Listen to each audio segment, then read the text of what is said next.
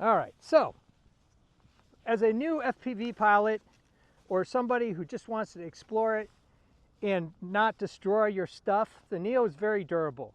The controller, once you get used to it and get out of that beginner's mode, I understand the beginner's mode. I understand why they try to walk you through it, and it's a good idea to proceed that way.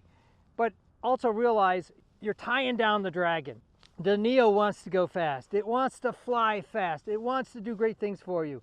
And in beginner's mode, you're just slogging around like you got some sort of giant weight on your ankle. But once you get used to the controls, I was favoring the toggle before, but now I'm totally into the angular stick movement of this. This is such the way to go. And if you're going to start out and you don't have a lot of experience, or maybe even if you do have a lot of experience, use references you have on the ground in the area you're flying. This soccer field with the goals, it was a great way to feel comfortable and kind of set your sights on something so that you could maneuver around it at different speeds, different heights. And that is really the way to go if you're starting out. You build up confidence, you start being comfortable with the setup, and it's night and day. So much better once you get out of beginner's mode. I'm still concerned about the toggle and pointing it to manage the display here on the goggles. It takes a little getting used to. I'm getting used to it, but this is like the 4th or 5th flight of mine, and I'm still not there yet. If you were new, it would be so much a distraction. So what I ended up doing is I would go up here and I would go with this, the toggle on here on the goggles. But the only problem is you're holding on to the controller.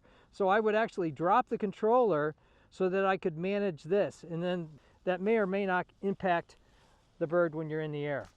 One of the things that I still got to figure out is, can you keep this fired up on the, just sitting on the pad and then do all the management with the control? That would be so much easier and with the headset before you start flying. Because once you start flying, this thing's going to be sensitive to motion and it could mess you up. Overall, still a lot of fun to fly. My fingertips are freezing off. It's really cold, but I'm glad I did this flight. Thumbs up and comments, always appreciated. Thanks for watching. If you're interested in all sorts of quadcopter and flying activities, both how can you use this to get good video or capture things that you really want to capture, but also just the pure entertainment of flying in a safe environment with a relatively inexpensive setup that's guaranteed to work for you the first time. Making and breaking things, designs of all kinds. I even do costumes, cosplay, and props.